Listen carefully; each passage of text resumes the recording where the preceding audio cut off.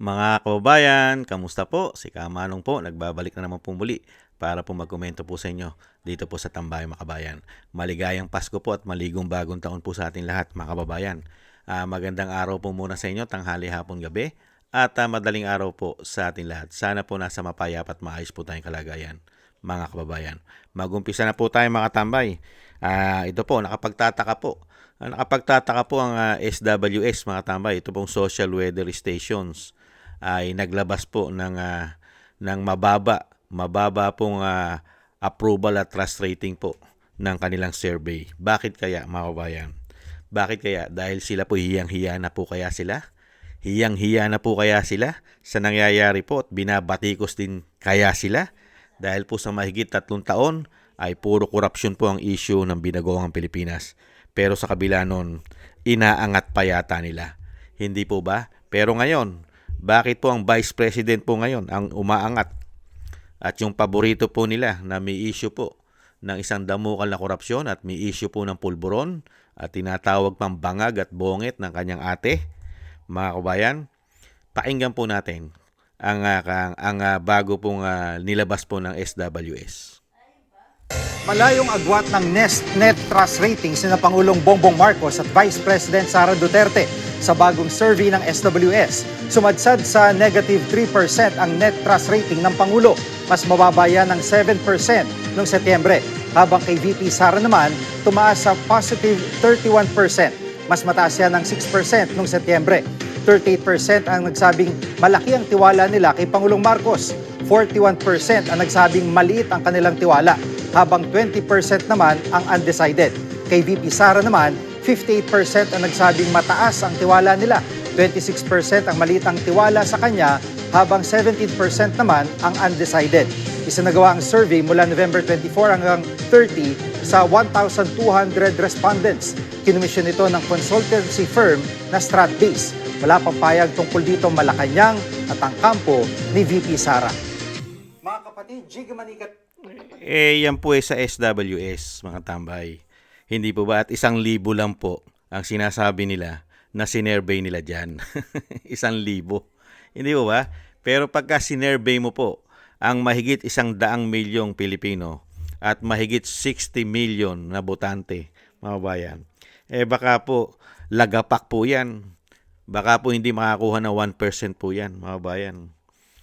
Ito po lalo-lalo po si Bongit at si Bangag.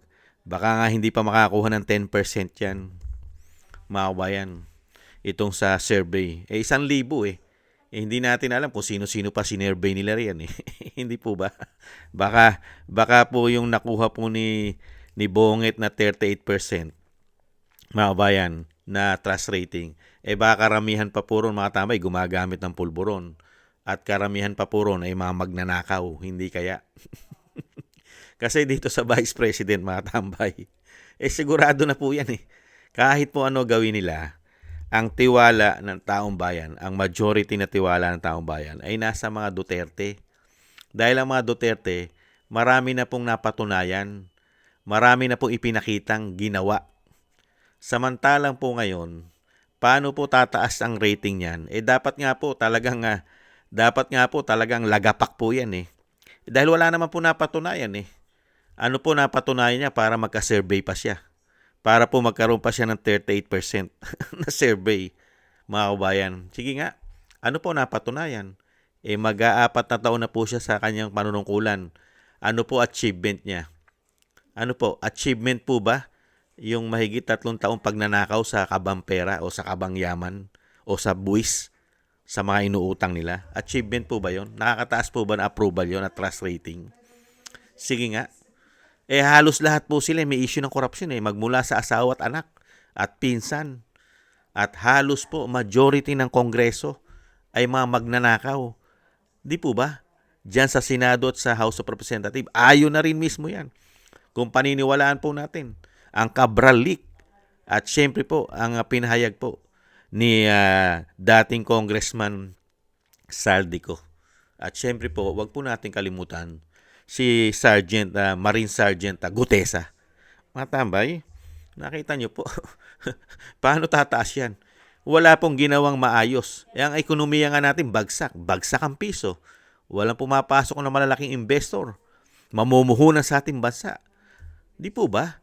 Halos lahat po. Wala pong napakaganda na naibigay na performance. Maliban po ang performance po ay puro pagnanakaw umano.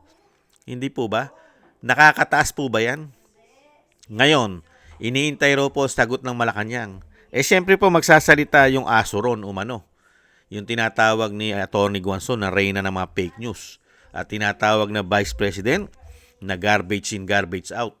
Siyempre po, trabaho niya po yon na batikusin at baliktarin ang sitwasyon. Hindi po ba? Yan lang na maisasagot niya. Fake news yan.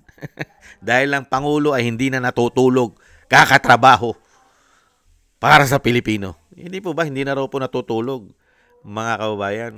Kaya po, at patuloy na patuloy pa rin po ang ginagawa nila na para magkapera sila sa Pilipino. Dahil katulad po ito, yung pinaputok lang po ni Atty. Topacio, how many billions na naman po ang 2026 national budget. Napakarami na naman insertion, mahigit 600 plus billion na naman ang naisingit nila dyan umano ayon kay Atty. Topacio. At hindi po sila titigil. Lalong-lalo po kung ang layunin po ng administrasyong ito ay puro pagnanakaw at gahaman at kaswapangan sa kapangyarihan. Hindi po ba? Lahat po ng makakasagabal sa kanila ay gagamitan po nila ng kapangyarihan at pera. At wala na po silang pakialam dyan. Real talk, mga tambay. Wala na silang pakialam sa rating.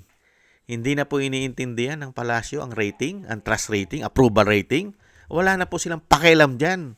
Kasi kung may pakialam po sila dyan sa mga approval at trust rating ng mga Pilipino, magtatrabaho po na matino yan. Susugpuin po niyan ang kriminalidad. Ang pulburon, susugpuin po niyan. Hindi ba? Susugpuin niyan ang mga makakaliwa.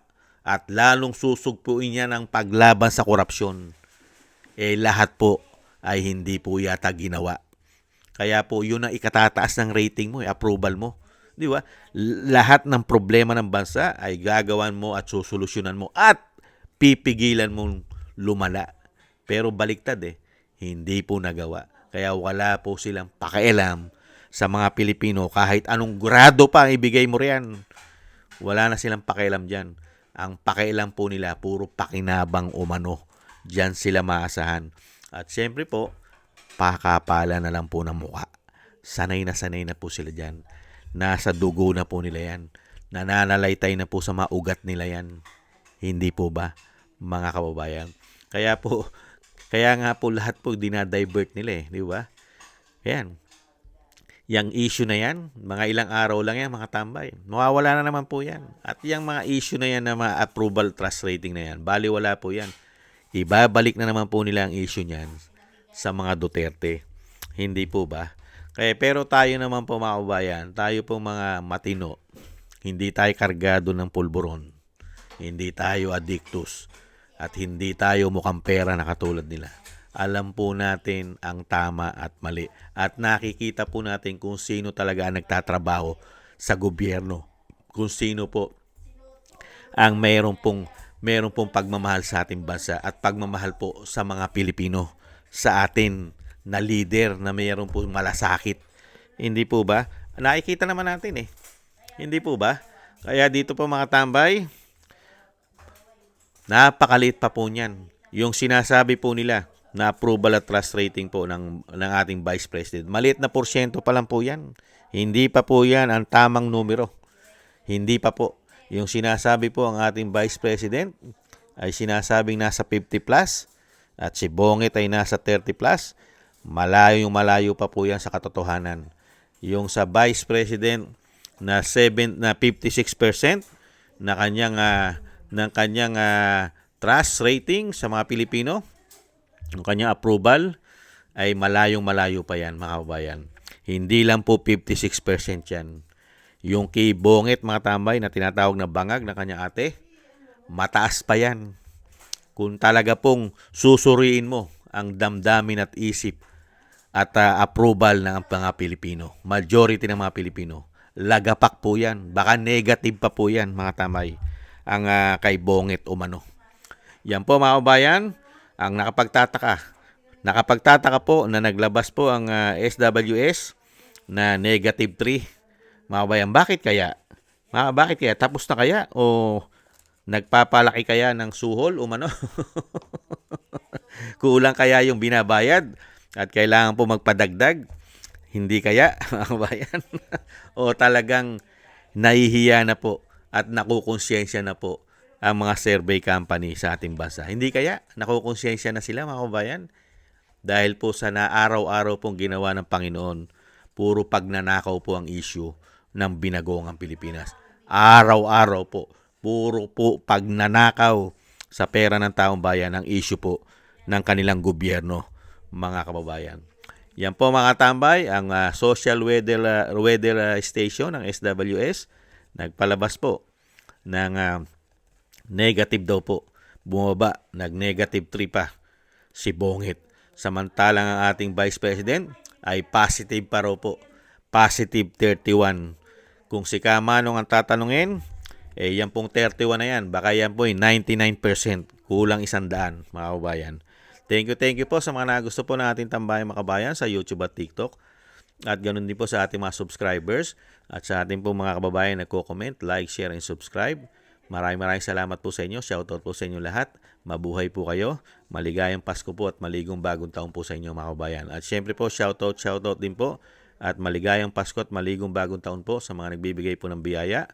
Thank you po kay Balance Vision TV, Nancy Lumampaw, Tatay Nick ng Canada, Gay at Siena, Norma Garcia, Michelle Yamaguchi Vlog, Rosalina, Wills Bubbles, Arfel Villacorta, Teodorico Erguisa Jr., Ani Jo, ako si Pilam, Jovelyn Watanabe ng Japan, si Jem Aris ng United Arab Emirates, Julieta Silona ng Sydney, Australia, Gina Ray Solidides ng Berlin, Germany, Jake Yahut 4531 ng Maisog, California, USA, Eric Hershaw ng Canada, Kingston ng Hong Kong, at Bei Chichiyoko. Thank you po mga kabayan. Ingat po kayo, lalong-lalo po sa inyo pong mga paggawa. At syempre po, yung panalangin at dalangin po natin mga tambay sa ating buong sambayanan at sa pamilya Duterte, sa dating Pangulong Duterte, sa ating Vice President, na tayo pong lahat ay maingatan sa kapahamakan. At madugtungan pa po ang buhay at kalakasan ng dating Pangulo. At makalabas na po siya sa lalong mabilis. Thank you po sa mga dasal, mga kababayan. Ingat po tayo. Sa muli po, God bless po mga kababayan. God bless po sa inyo.